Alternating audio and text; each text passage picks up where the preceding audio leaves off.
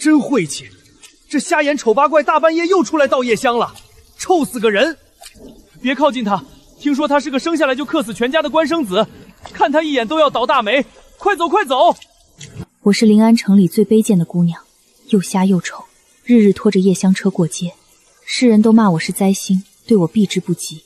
可没人知道，我其实看得见，而且我天生拥有一双看得见别人未来的天眼。阿欢，你要记住，装瞎装丑绝不能让任何人发现你这双眼睛的秘密。在这个吃人的世道，怀璧其罪，这双能看透天机的眼睛会要了你的命的。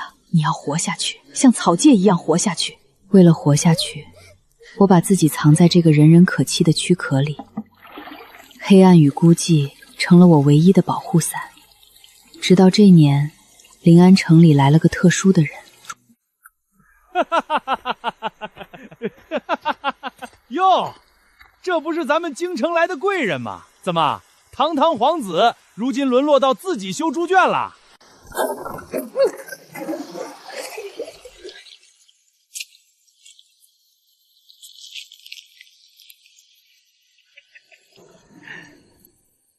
吃啊！你不是饿吗？赶紧给爷爷捡起来吃！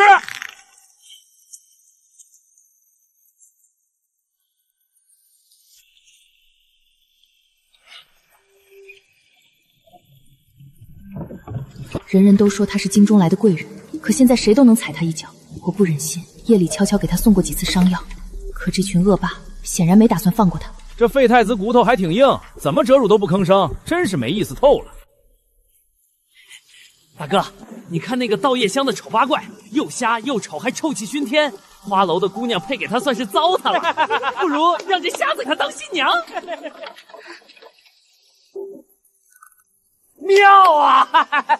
给这位风光谢月的新郎官配个临安城最下贱的新娘，这可是他一生的耻辱！来人，把那瞎子给我绑了，今晚就押着他们入洞房。你们干什么？别碰我！放开我！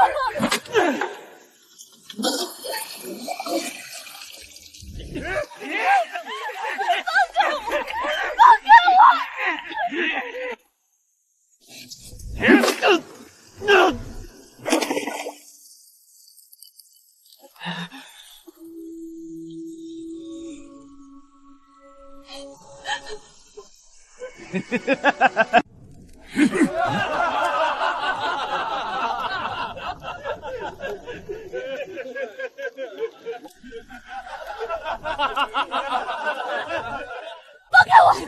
你们这群畜生，放开我！我不拜堂！舅舅，你快瞧瞧这新娘子，从远处看，她像不像一只在泥里扑腾的癞蛤蟆？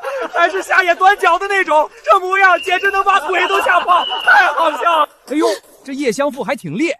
李兄，你怎么没有给她梳妆打扮就送来了？连个盖头都没有，不合规矩啊！盖什么盖头？新娘子这般花容月貌，盖上盖头岂不可惜了？必须让咱们新郎官好好欣赏欣赏这天下绝色。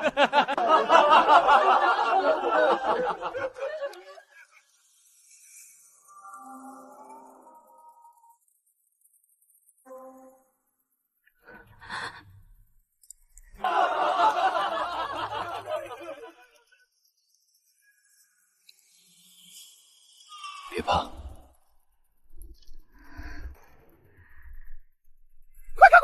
新郎新娘牵手了，看来太子殿下很满意我们给他娶的太子妃呀！什么太子殿下？他现在得叫庶民赵瑜，都被废黜贬为庶民了，哪还有资格用皇姓？真是可怜哦！曾经高高在上、风光血的大怀皇长子，如今连个姓氏都没了，连狗都不如。可怜什么？要怪就怪他有个不知廉耻、偷吃的好母后，混淆皇家血脉，可是要诛九族的。他能苟活到现在，都是陛下网开一面了。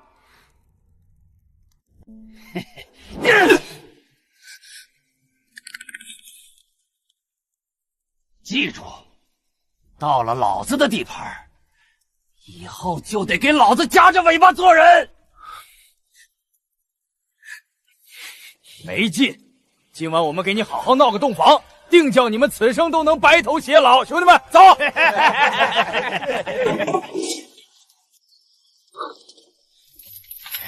老子给你们上了3道大铁锁，今晚你们就在里面好好享受春宵吧！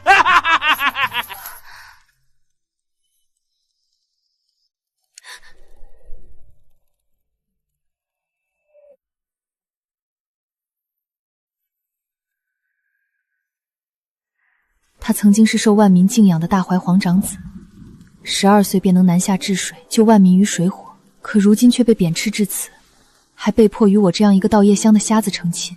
他此刻一定觉得这是奇耻大辱，恨不得杀了我吧。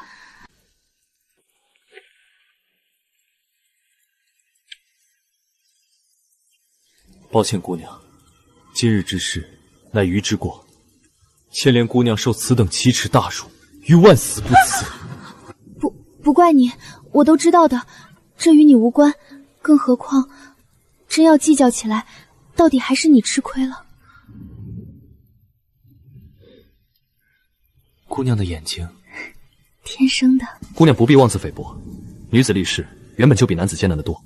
在下是男子，本就在此事上占尽了世俗的优势，如何能得了便宜还卖乖？更何况那些恶霸都是冲着我来的，连累姑娘受惊，污了姑娘葱白的名节。实在抱歉。他的善意如此纯粹，没有居高临下，没有嫌恶，这是一个心中有着大丘穴的好人。那些泥沼根本掩盖不住他的光芒。公子说笑了，我是乡下人，又是个倒叶乡的瞎子，长相不堪不说，还浑身恶臭，哪里还有什么名节可言？一叶障目，不见泰山。人活世间，靠自己的一双手吃饭，干干净净，从不丢人。女子的名节也从不该受到世俗流言的裹挟。这世间之美，从不该以相貌取之。姑娘日日清理污秽，所为之事也并不低贱。在于心中，姑娘品行高洁，与那守卫边关、抛头颅洒热血的将士们无甚区别。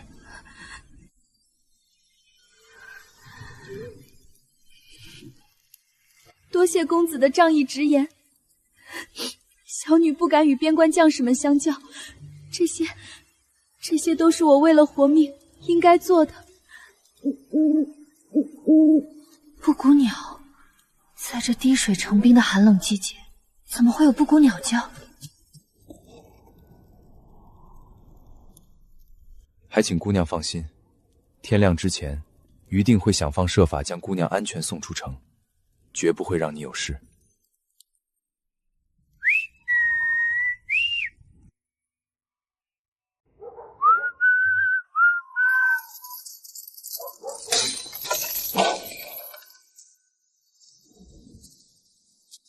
主上，属下终于找到您了。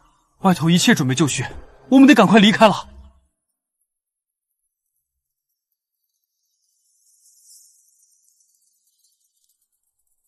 尤安，带这位姑娘一起离开。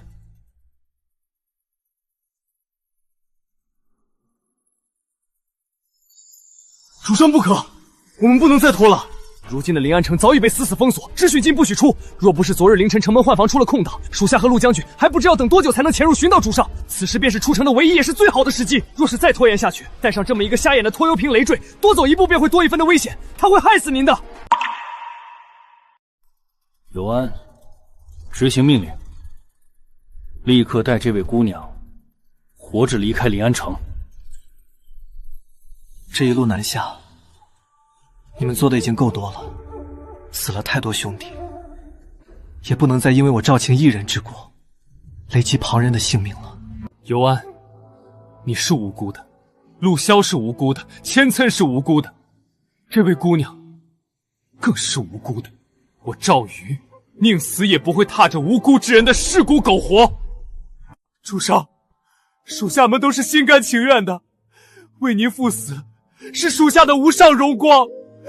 主上，算属下求您了，您就自私一回好不好？别管他了。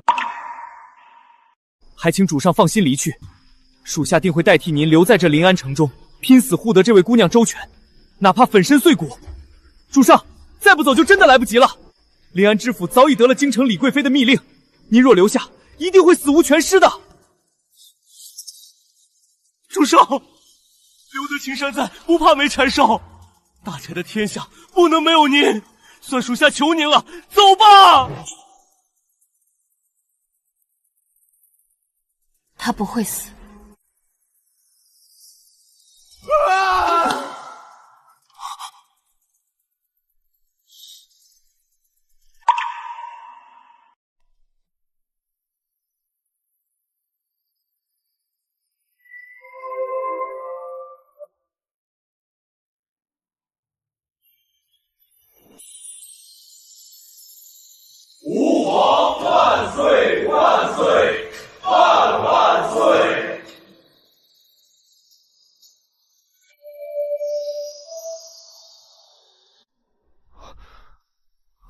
会死，你会成为这天下最尊贵之人。你究竟是谁？我是谁不重要，重要的是，我知道怎么带你们活着逃出这临安城。胡说八道！全城的出口都已经被李贵妃的私兵死死封住，连只苍蝇都飞不出去。一个低贱盗夜江的，怎么可能知道出路？正因为我是盗夜香的，所以临安城最污秽、最隐秘，连官差闲臭都不愿意涉足的专属夜香通道，只有我最清楚。我们先赶紧离开这里。我知道远处有一个破佛庙，我们赶紧过去。那就先听姑娘的，离开这个地方。主上，我们能信他吗？尤安，听这位姑娘的准没错。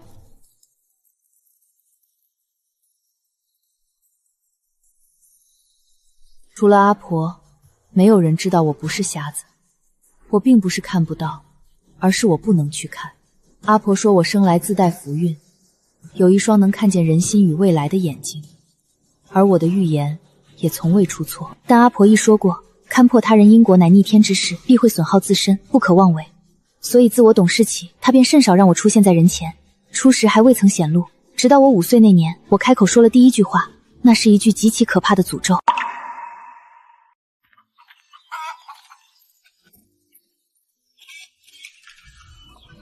婶子在家吗？我给您送东西来了。哎呦，强子来了，快进来坐。这不昨儿个进山打了点野味儿，换了几个大钱，给您送几个鸡蛋补补身子。这怎么好意思？你打猎也是拿命换的钱。哟，小严欢又在画画呢。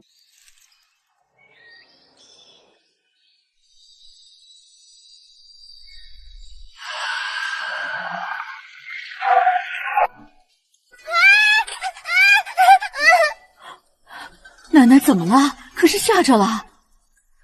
阿婆，陈叔被老虎吃了。这孩子说什么胡话呢？我看到了，好大好大的老虎！强子，童言无忌，你别往心里去。要不这几日你还是不要上山了吧。婶子，小孩子都是童言无忌，您就放心吧。我打猎多年，什么豺狼虎豹没见过，遇上再难缠的猎物都未失过手，不过就是费些时间罢了。小严欢，给陈叔说些好听的，回头陈叔给你打野兔吃。强子，宁可信其有，不可信其无啊！你家里还有老婆孩子，可不能拿命去赌。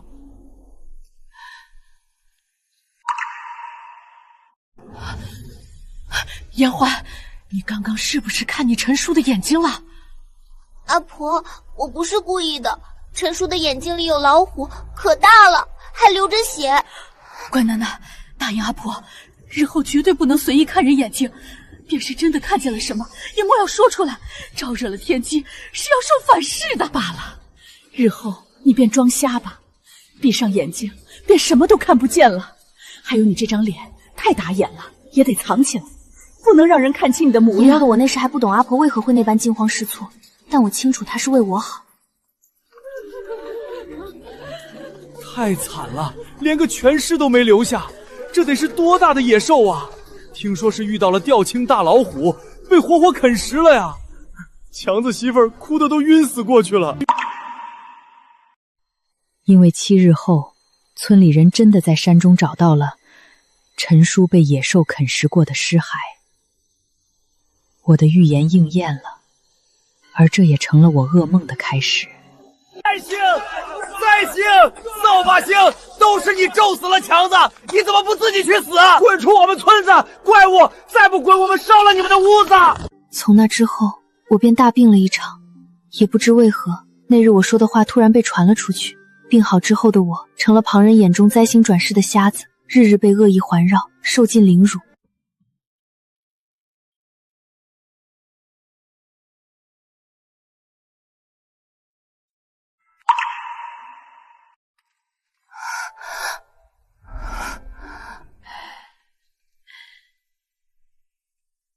严欢，看着阿婆，告诉阿婆，你看见了什么？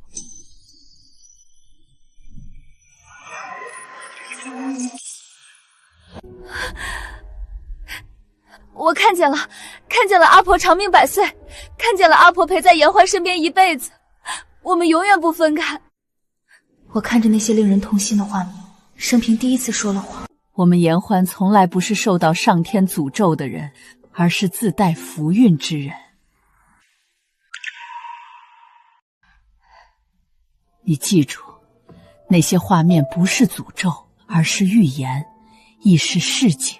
怀璧其罪，答应阿婆，日后不可妄动这个能力，否则将会倒大霉的。我记住了，阿婆，我再也不看了。可若有一天，你遇到了一个知晓一切却仍以护你为先的人，那便随你的心意做事吧。莫急莫急，我们严欢啊，可是个生来就带有福运的孩子。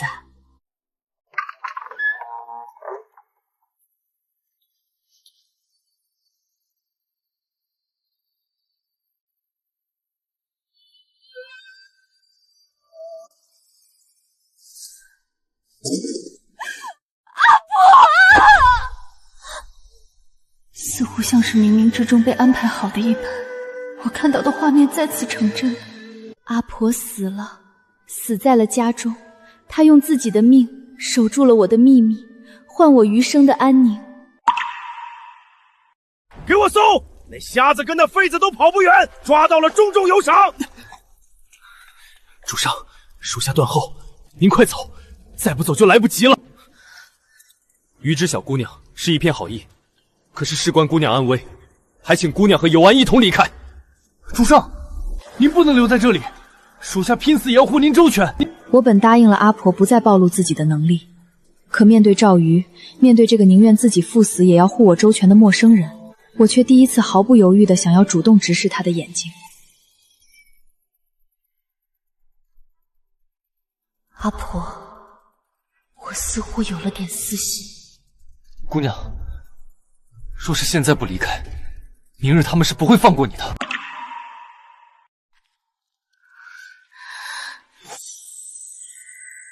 我心中闪过一丝疯狂与畅快，从今日起，我不再装瞎。你的眼睛，你根本不是瞎子。每夜丑时，城南东带角都会开一道小门，那是城门守卫留给叶相父的专属通道。城中大到知府贵人，小到走街串巷的商贩，皆对此时此路避之不及。荒唐！你要主上走那种污秽之地，主上乃是天皇贵族，岂能受此等折辱？我虽出身低微，却是良己。他们肆意将我绑来，本就是违了律法，自是不敢张扬。夜深路长，那些令人窒息的味道，便是最好的护身符，能掩盖一切追踪的痕迹。倘若公子不嫌弃，倘若公子信我，可随我一同从此路离开。好，那便多谢姑娘了。出身高贵被欺辱至此，却依然没有被压倒脊梁，一言一行依然持有君子之风，倒还真是个人物。难怪未来那个位置会是他的。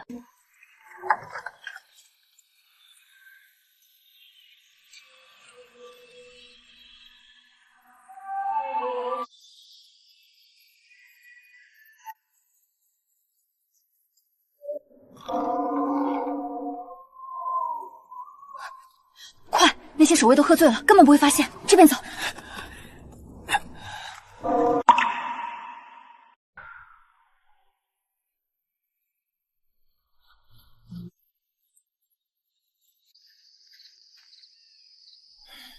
怎么还不倒？若是主上出了岔子，我就算带人杀进临安城，也要把那帮杂碎碎尸万段。千尘，我们出来了。属下千尘护驾来迟，请主上降罪。请主上降罪。都起来。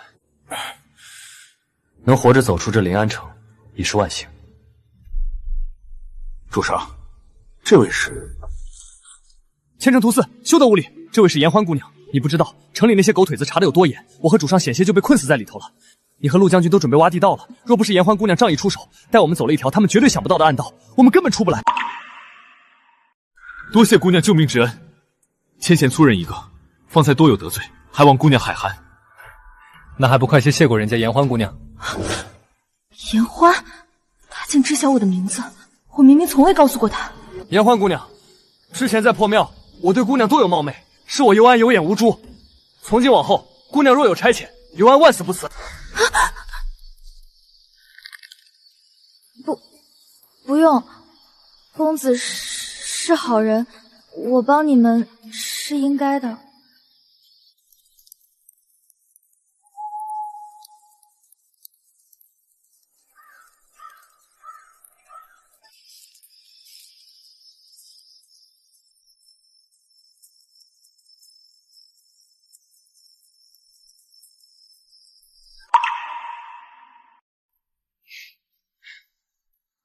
姑娘方才说我是好人，姑娘就这般信任在下？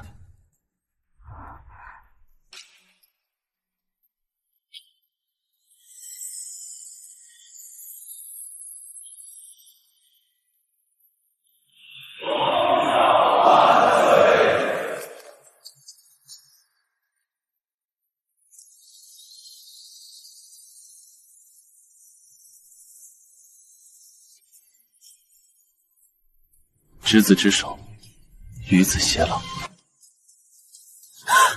顾延花，你真是失心疯了！你一个又瞎又丑的叶相父，怎么会看到这般荒唐的画面？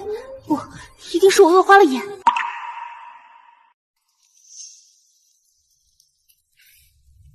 好了，刘安，需要多言。每个人都有自己的苦楚。趁着天还没亮，那些人还没发现我们逃了，大家快些赶路吧。对，主上说的对，再不走那伙人就得醒了。千颂，让兄弟们准备出发。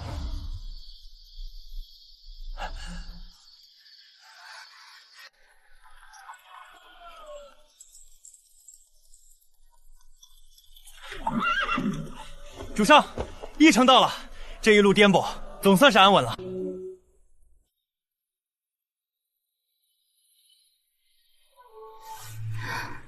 公子，多谢这一路的照拂。或许明日随着各方势力的追杀，我亦会自身难保。但请姑娘放心，赵瑜活在世上一日，便会拼尽全力护住姑娘周全。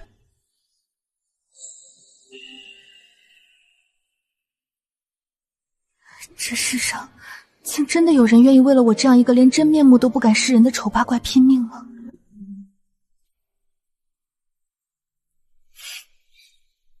公子厚爱，言欢承受不起，我们就此别过。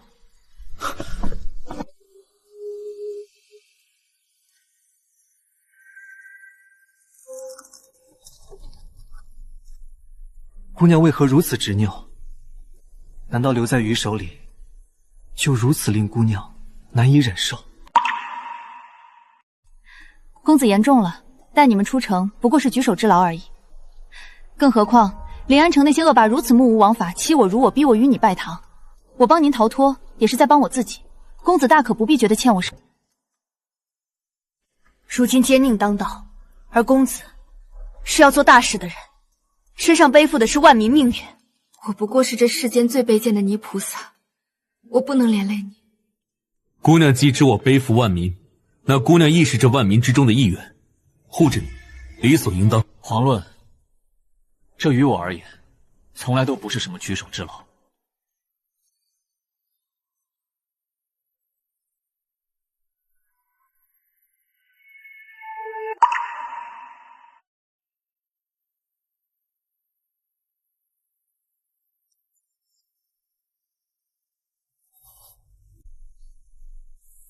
不瞒姑娘，在临安城被贬谪流放的那些日子，却是赵瑜这一生中最至暗的时刻。我众叛亲离，受尽折辱，甚至有过就此放弃一死百了的念头。可后来我却发现我的屋外总是会莫名出现一些吃食和伤药，或许那些东西于那些高高在上的人来言再普通不过了，可我却知晓，对于送来的人而言，那已经是他拼了命省下来的弥足珍贵。那时我便想，这世道还是有好人的。世人都道锦上添花容易，雪中送炭极难。于是那一刻我便想明白了，哪怕只是为了这一丝陌生的善意，为了不辜负那个在暗夜里给我送药的人，我也该活下去，我也该站起来。言欢，你就是我的微光，你是我唯一的光。来跟我一起换一身干净的衣服，梳洗一下，我们再一起赶路。留下来看马车。好的，主上。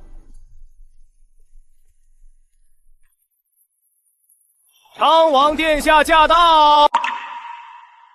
伯瑶，伯瑶可是到了？伯瑶，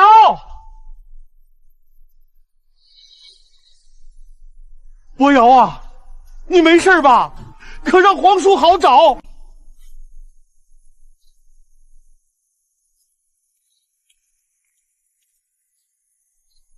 罪臣赵瑜见过皇叔。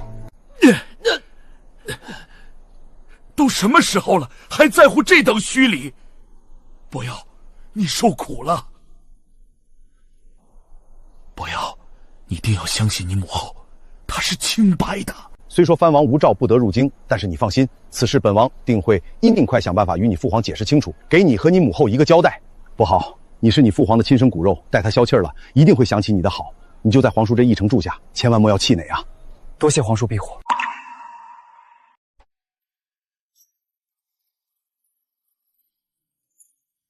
原来这就是昌王，传言中与先皇后通信有私情的人，导致太子被废的罪魁祸首。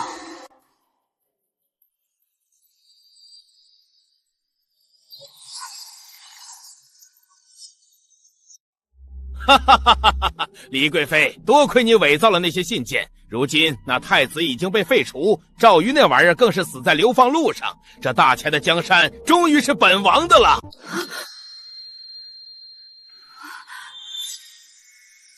竟然勾结李贵妃谋篡皇位，先皇后是被陷害的。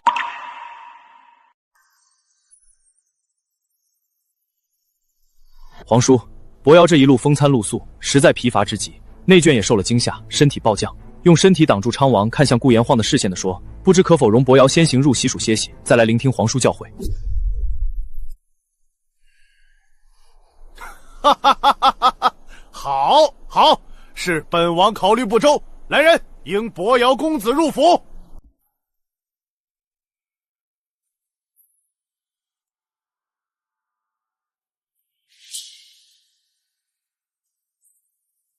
言欢，莫怕，跟紧我。公子放心。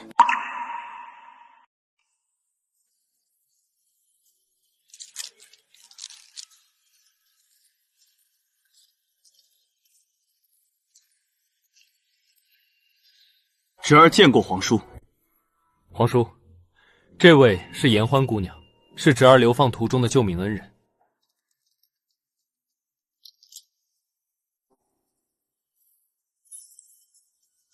舟车劳顿，言欢有些身体不适，还望皇叔替他找间落脚的屋子歇息。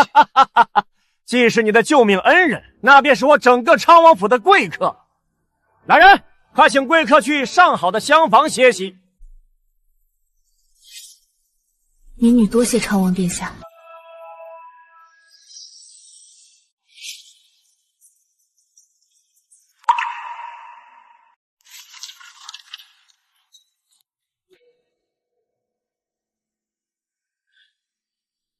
有了这封信，光礼太子的母族便永无翻身之日。等事成之后，惠子，这大块的天下终究是你我的。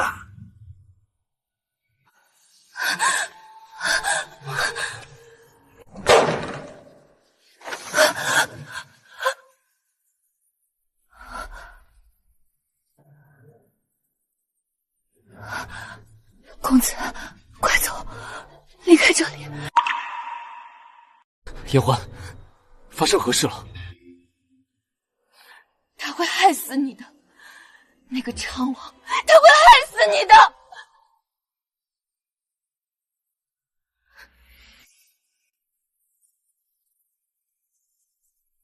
你是说，昌王叔？是，我刚刚看了他的眼睛，我全都看见了。陷害你母亲的那封信，根本就是他和一女子共谋伪造的。他们根本不是在帮你，他会帮助那女子害死你，再抢走你的一切。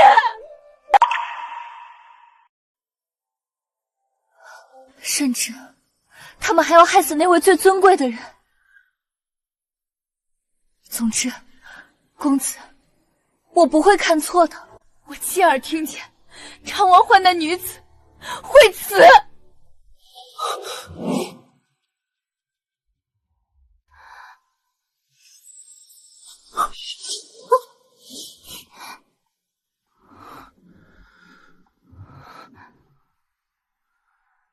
公子为何如此紧张？这名字究竟有何滔天来头？颜欢，你身子不适，定要好好休息，切莫胡言。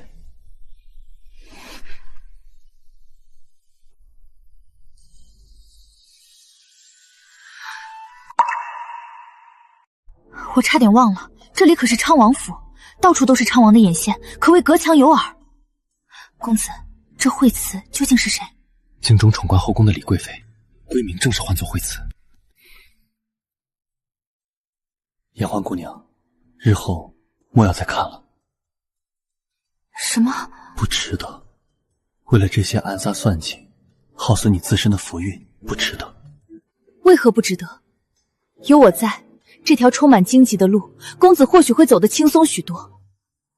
公子既然当初在临安城留下了我，那我也该尽全力回报公子。没有任何理由。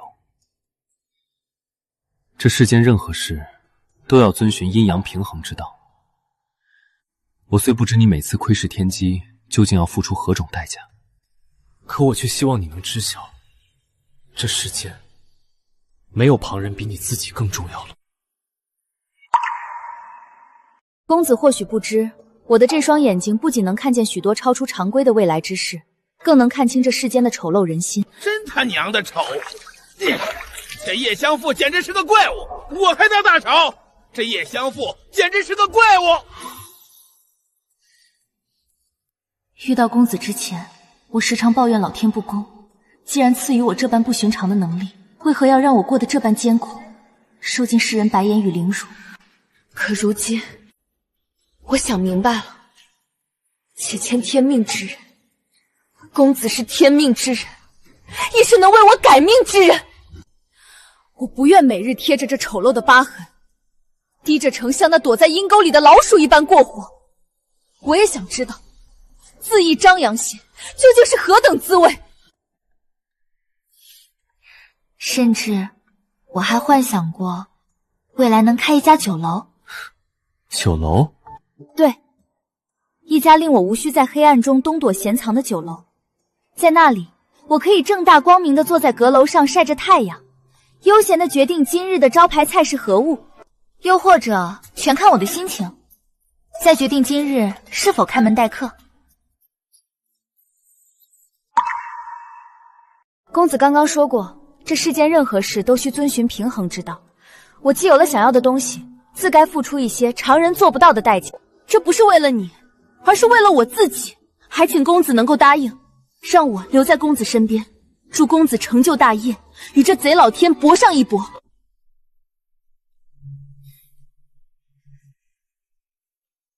姑娘快起。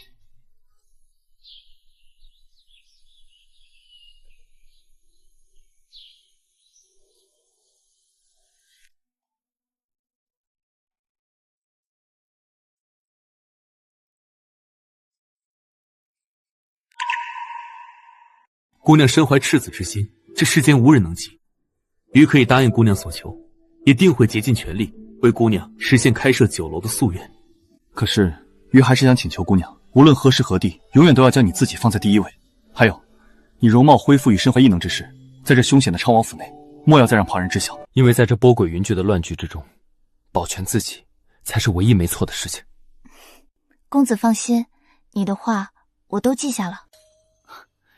另外，姑娘这双眼睛若是不蒙眼装瞎，岂不是时时刻刻都能看见那些纷杂的画面？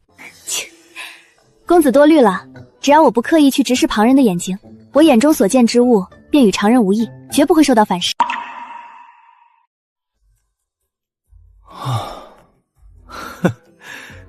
原来如此，那岂不是意味着你以后也不用天天辛苦装瞎子了？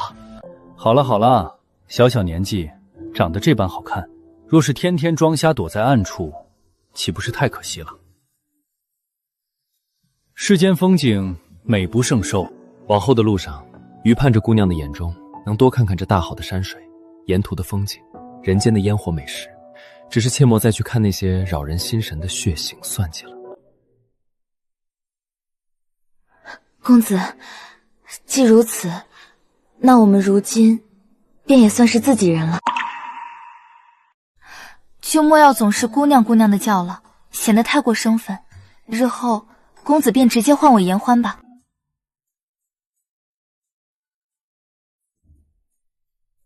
我名赵瑜，表字伯瑶。既然是自己人，言欢日后便唤我伯瑶即可。日后的漫漫长路，便请言欢多多指教了。伯瑶，是言欢。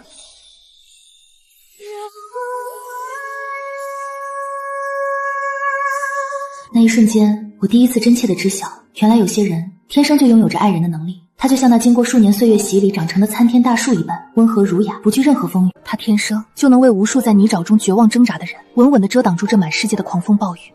伯瑶，我的预言绝对没有错。那个昌王，他根本没安好心，他确有不轨之心。准确来说，他想毁了你，让你永远都翻不了身。言欢，莫急，先坐下喝口茶润润嗓子。我怎么能不急？照你之前所言，他与先皇后不过仅有儿时的几面之缘，便是熟识都算不上，怎会私下通信有往来？可人前呢，他却又对你一副慈父的模样，还常常盯着你的脸微微失神，装出一副旧情难忘的假象，甚至恰巧意外的让你在他的书房中寻到你母亲年轻时所做的诗，这哪里是巧合，分明是精心布置的陷阱。哦，那依你之看，他此举意欲何为呢？早就听说各王封地皆有皇城的探子，当今陛下竟然能因为一封似是而非的信件，将你这个嫡长子贬至这般境地，足以说明他生性多疑。昌王此举，怕是要彻彻底底坐实他与先皇后有私情一事，他是要诛你的心，断你的路。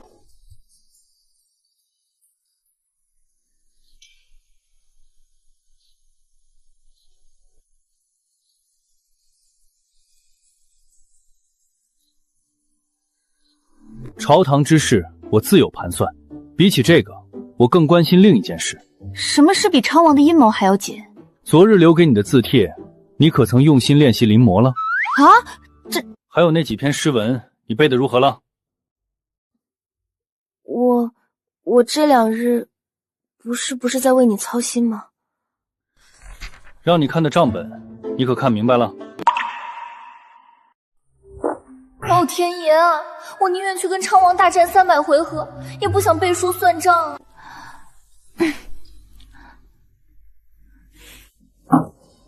言欢，你本就学得晚些，基础薄弱，自该比常人多下些功夫，怎可如此懈怠？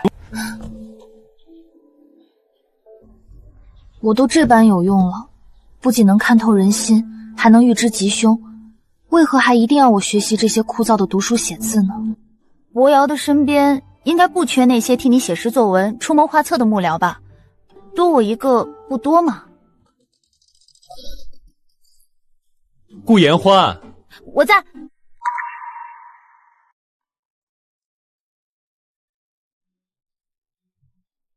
你之前可曾说过，想开个大酒楼做气派老板娘？你如今可还想？自是想的，做梦都想。你既已答应我了，便不可食言。堂堂男子汉大丈夫，一言既出，驷马难追。既如此，你若大字不识一个，日后酒楼的各种繁杂账目，你如何去算？后厨的采买，伙计的工签，若是有人以此欺骗于你，贪了你辛辛苦苦赚来的银两，你又如何能发现解决？老板娘，这个月咱们亏了500两银子，您签个字吧。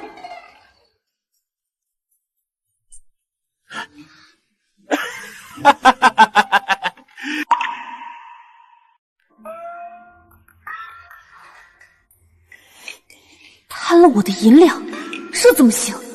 要我的钱等于要我的命。伯瑶，你放心，为了我的酒楼，为了我的银子，日后我定会好好学，再绝对不会偷懒了。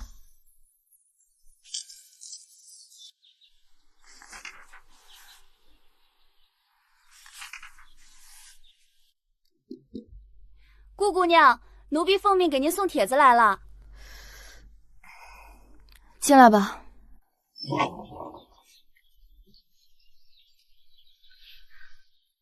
顾姑娘，王爷今日在花园设下赏花宴，这是王爷特意命奴婢单独给您送来的帖子。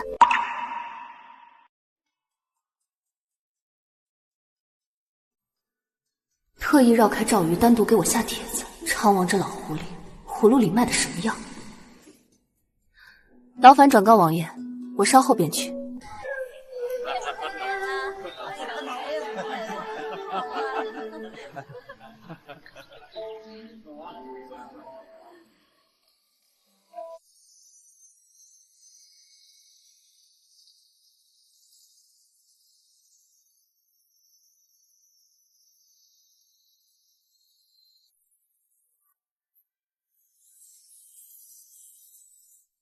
我要啊！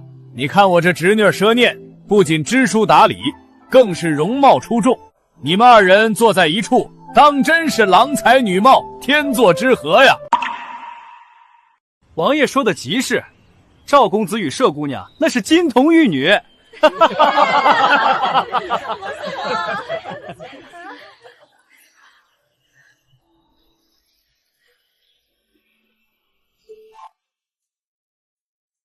原来他是特意叫我来亲眼看看什么叫门当户对。王爷，民女突然觉得眼睛有些不适，恐是救急犯了，便先起身告退了。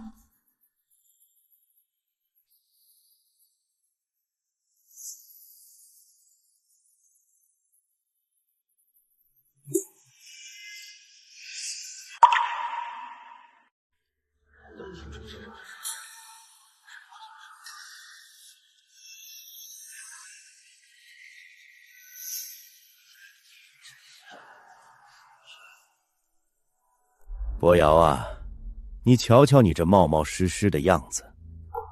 颜欢姑娘毕竟是个女儿家，你一个大男人这般寸步不离地跟着她，倒是平白让人瞧了笑话。皇叔说笑了，颜欢图四目不能视，侄儿理应多加照拂。哎，本王府上可是有最好的大夫和下人，你若还是不放心，本王让阿念陪着颜欢姑娘去后院散散心，如何？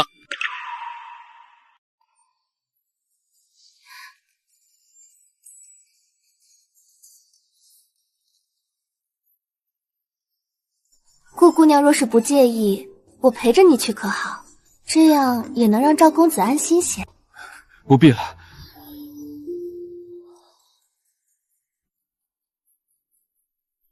先和纯妇俱死，那便劳烦蛇姑娘了。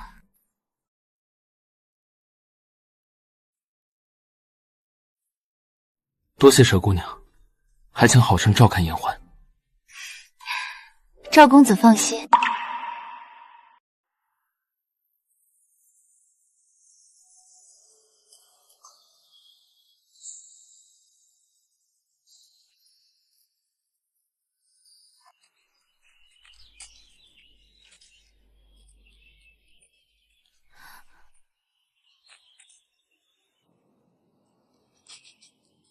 顾姑娘，你喜欢赵公子吗？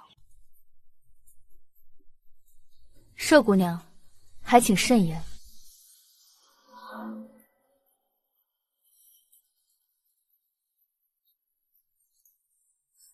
你装什么清高？你以为赵公子真的会看上你这样一个来历不明的瞎子吗？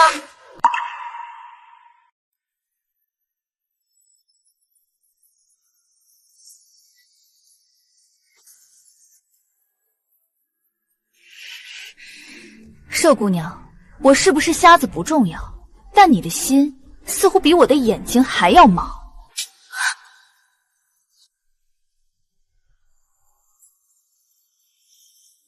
真命头！你一个低贱的叶香妇，也敢教训我！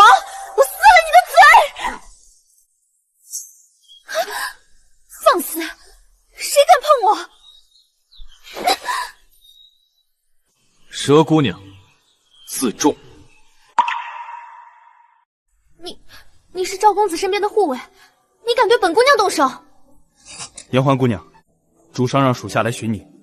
顾言欢，咱们走着瞧。你是赵公子身边的护卫，你敢对本姑娘动手？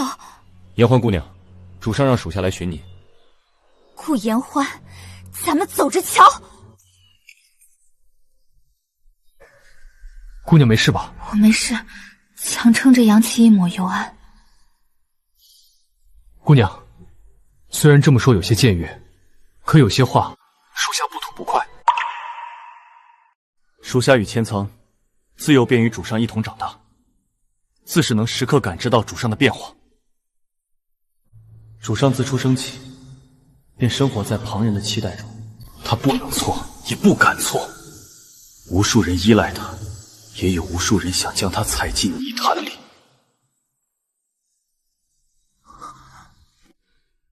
临安城中，属下由衷的感谢您，谢谢您在那时能对主上伸出援手，护住他最后的尊严。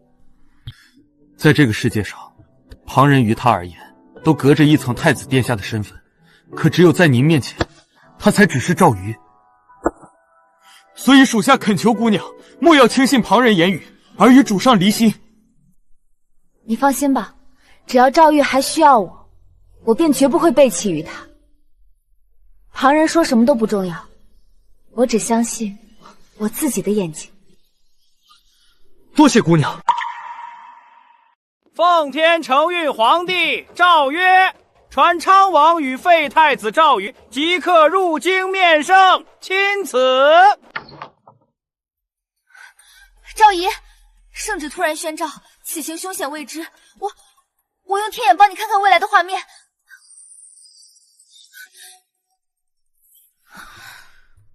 相信我，不会有事的。我绝不允许你为了我再去承受那反噬的代价。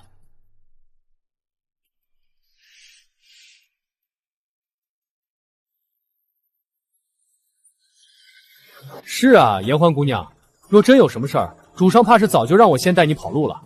您啊，就把心放进肚子里，以我对主上的了解，若真有什么危及性命的破事儿，莫说是你，连我们要随他一起入京，都会被拒之门外。请，你这张嘴啊，真是越来越不饶人了。京都，我终于回来了。言欢姑娘，主上说，如今京中局势波诡云诡，他不愿将您牵扯进风气，便让属下为您寻了这处小宅子，先行安置。我明白，你告诉他万事小心。听说了吗？出大事了！谁不知道啊？昌王居然在封地豢养私兵，意图谋逆，昨夜已经被禁军当场拿下，关进天牢了。不仅如此呢，宫里的李贵妃也倒台了，陛下亲自下旨说她毒害了先皇后。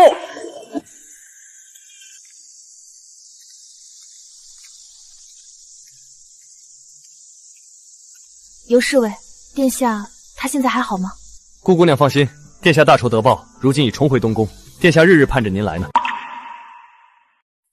但这一次，我希望你能为自己的命运做抉择。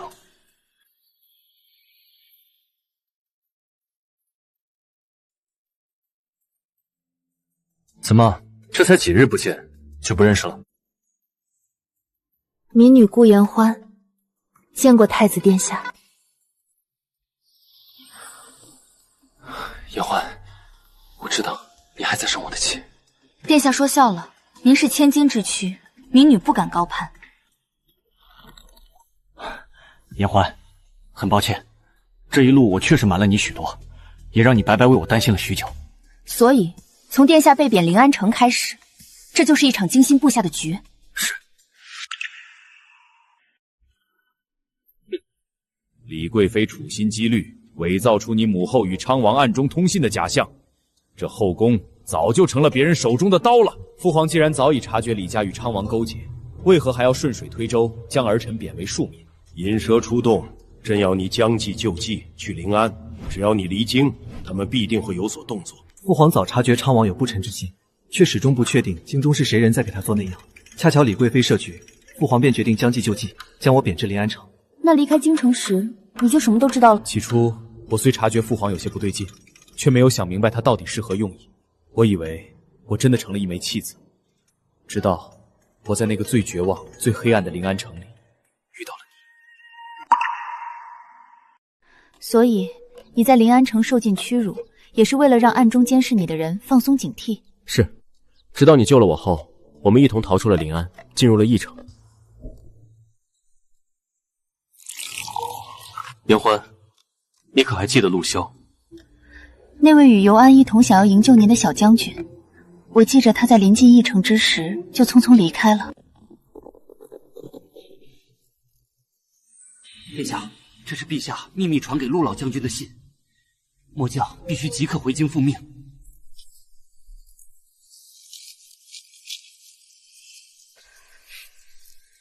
原来如此。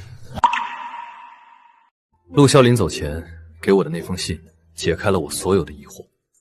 陆家虽是我的外家，却是忠于大怀皇朝的百年武将世家，他们手中的刀只会忠于当朝陛下。父皇在那封密信中，向外祖父言明了他贬视我的真正理由，并令我在翼城随机应变，等待时机。我明白了，所以你在翼城的那些纨绔荒唐的行为，全都是做给昌王看的。不错，置之死地而后生。只有让昌王真的相信我与父皇彻底决裂，他才有可能利用我心中的恨意起事，从而暴露更多谋逆的证据。可昌王为何要这般处心积虑？他已是权倾一方的藩王了。人心不足蛇吞象，李家早已投靠了昌王。李贵妃从入宫开始，便是为了给昌王铺路，为了拿到后宫之权，她不惜铤而走险，害死了我的母亲。他竟敢谋害一国之母！是，不仅如此，李家还在外为昌王大肆敛财，招兵买马，多次枉拒百姓性命。他们手上沾满了无辜之人的鲜血。严欢，我背负着母仇和家国，不得不步步为营。可在这个局里，你是唯一的意外。那你一定很辛苦吧？皇祖父当年留下遗旨，不允昌王离开封地半步。想来，皇祖父当时便已看透了昌王的狼子养性，所以昌王一直在等一个名正言顺起兵的借口。他想将我拉至父皇的对立面，为他的谋逆造势。为此，他可谓是煞费苦心。讲到这里，我倒有一事不明。当时在翼城，那位楚楚可怜的蛇念姑娘，也是昌王安排的一步棋。蛇家姑娘，她其实是个可怜人。可怜？她指着我的鼻子骂我是夜香妇时，可一点都不显得可怜。你不过是个最低贱的夜香妇，站在殿下身边，简直是玷污了殿下的清明。你有什么资格留在殿下身边？我凭的是与殿下共患难的交情。倒是石小姐，处心积虑的贴上来，又是为了什么？蛇念是已故昌王妃的侄女，蛇家本想将她嫁与昌王叔为续弦，这才将她送到昌王府常住，让她寄人篱下，受尽白眼。嫁给昌王做续弦？昌王的年纪都能做他爹了吧？是啊，出了临安城后，昌叔叔得知了你的存在，他知道用寻常手段无法拉拢我，便改变了主意。他觉得英雄难过美人关，便想到了用赦念来施展美人计，试图用它来离间我们，顺便监视我的一举一动。那日赦念对我出言不逊，你并没有当场发作，是因为……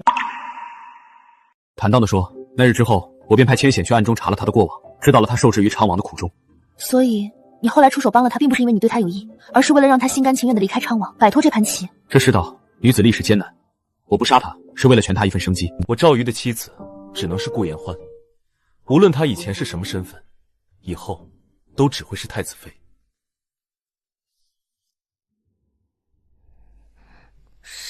谁要当你的太子妃了？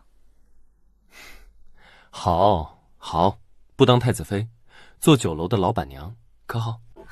真的？你还记得在翼城答应过我的事？赵于此生绝无戏言，我说过要护你恣意张扬，便一定会做到。不过在此之前，你得先收下这个。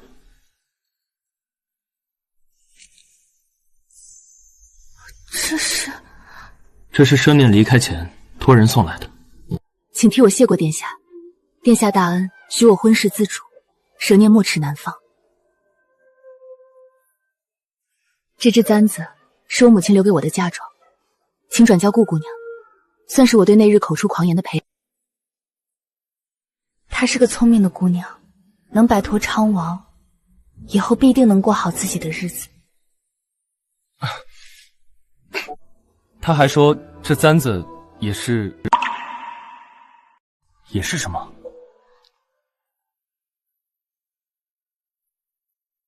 也是他提前给你的天妆。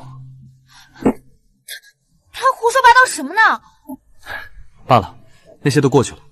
如今昌王伏诛，一切尘埃落定，我也该来履行当初的承诺了。只是，颜欢，我曾听说你阿婆并不是你阿娘的亲生母亲。是，阿婆说她一辈子没嫁人，阿娘是她从外头捡回来的。那你可知你阿娘的亲生父母是谁？她的身世如何？阿婆从未细说，只说过阿娘是她从山上捡回来的。可是临安城北的那座山，你怎么知道？你是不是知道我阿娘的身世？是36年前，临安城北山。颜欢，或许从今往后，你该唤我一声表兄。表兄？这怎么可能呢？我阿娘她只是一个被遗弃的孤女。你阿娘不是孤女，她是陆家流落在外的心肝千金。30多年前，漠北敌军突然大肆进攻大淮边关，因为军中出了叛徒细作，导致战事一度告急，而朝廷的援军亦是久久不来。快保护夫人！走，别管我！我必须活下去，必须将边关被困的消息传回京城。嫂子，求你帮我照看他几天，我必须立刻赶回京城搬救兵，迟了，边关几万将士就没命了。为了将消息传出去，外祖母趁夜逃至了临安城，并在那里生下了她的小女儿，也就是你的阿娘。为了尽快回京搬救兵，外祖母只能忍痛将那刚出生的孩子托付给了当地的一户农家。那后来呢？他们为什么没有回去找他？找了，怎么可能不找？可是，当外祖父平息了战乱，带着外祖母再次回去寻小姨时，那户人家却因为躲避战乱，早已人去楼空了。颜欢，你知道吗？我第一次见到你恢复真容的时候，就觉得你眼熟。你与外祖母年轻时长得像极了。你不是什么命比纸薄的叶香妇，你是大淮顶级武将世家陆家唯一的嫡外孙女。又是个机神。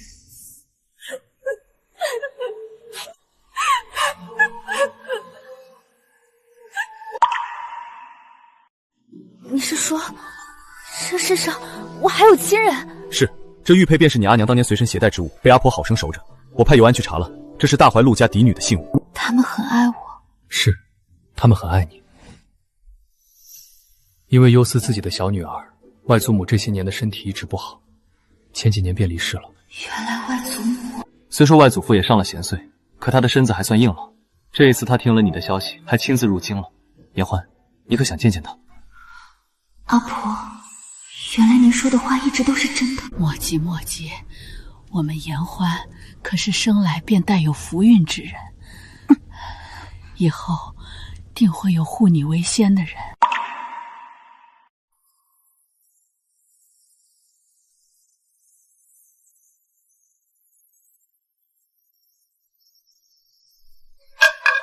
孩子，你受苦了。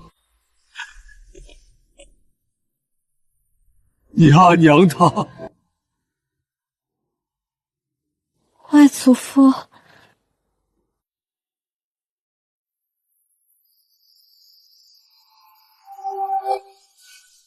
好孩子，让祖父好好看看你。阿婆没有孩子，当年是她收养的阿娘，她待阿娘很好，待我也很好。阿婆用一生的心血护着我，她若是知道我找到了真正的家人，一定会含笑九泉的。终究是我对不住你们，都怪我。若是我当年再仔细找找，你们母女就不必在临安受那些畜生的欺辱。我陆家的掌上明珠，竟沦落到去做叶香妇。孩子，你可愿随祖父回家，回咱们陆家？祖父把这世上最好的一切都补给你。外祖放心，颜欢便是留在京中，孙儿也定会照顾好他的。我会为他的一切负责，而她也始终是您的外孙女，这大回最尊贵的陆家千金。从前在泥泞中是她护着我，如今有了亲人，她依然将我护在身后。外祖父，阿娘在天有灵，知道了自己并不是被亲生父母抛弃的孩子，定会很开心的。我也很开心。外祖父，我愿意做陆家的孩子。好，好孩子，明日便随我回府。可我还有许多想做的事，所以我想留在京中。留在京中？可是你一个女孩子家，自己在京中无依无靠，这京城鱼龙混杂，你让祖父怎么放得下心？外祖，您又忘了，这不是还有我吗？我可是答应表妹了，给她在这京中开一家酒。严欢想要酒楼，那外宗给钱，何须这个臭小子给？我陆家缺什么都不缺钱。哼，我的外孙女就算是想把整个京城买下来，外宗也给他撑腰。开多少家都行。让陆骁那个臭小子也留下，给严欢做护卫，省得在边关给他大哥闯祸。不是吧，祖父，你也太偏心了！您这是有了孙女就不要孙子了。就知道拿我开刀，在边关我也是立过战功的，老子要你何用？既不能舞刀搓枪立大功，又不会读书考功名，净会惹事儿。陆骁表弟武艺高强，留在京中保护严欢，那是再合适不过。就这么定了。严欢若是在京中出了何事，你就别回陆家了。孙儿遵命。这便是家人的感觉了，不用再小心翼翼，不用再看人脸色。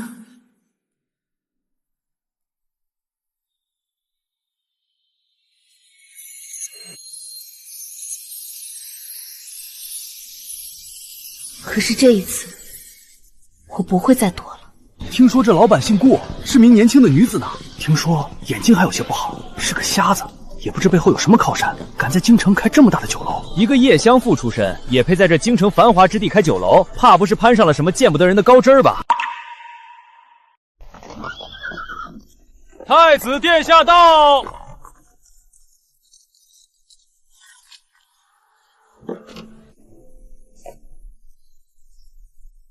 大胆！敢对顾老板不敬，便是对太子殿下不敬。侄儿是大怀那位太子殿下。这百味斋，孤罩着。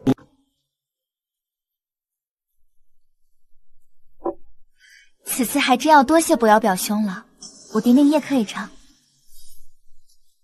严欢，我说过会对你负责的。表兄可知如今说这话是什么意思？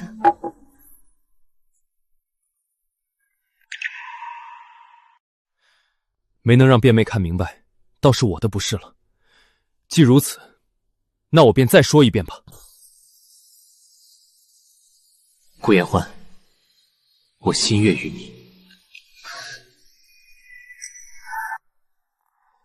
无论你是临安城内那个在泥泞中挣扎的善良孤女，又或是陆家千娇万宠的孙女，你都是我满心满眼的心悦之人。我赵宇想娶你，明媒正娶的娶你，不知严欢姑娘可应否？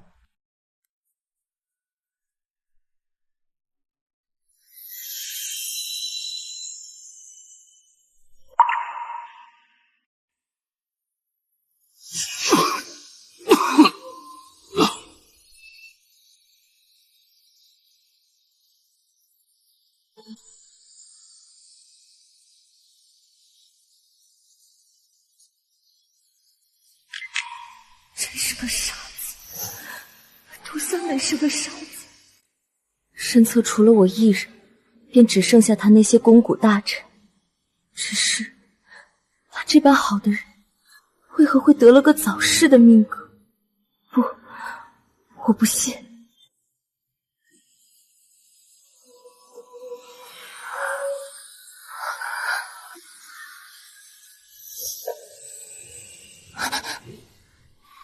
严欢，别看了。不，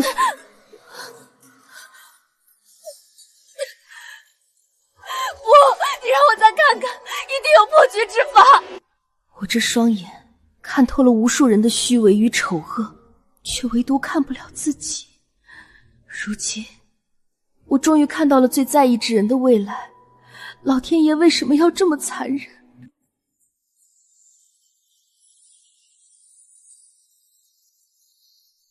我只求与你相守，不问岁月长短。这天下我要守，你我也要娶。在那个未来，赵宇可曾负了顾延欢？小宋了。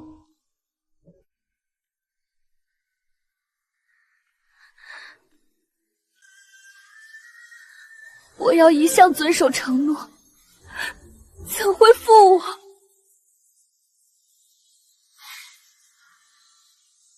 那便够。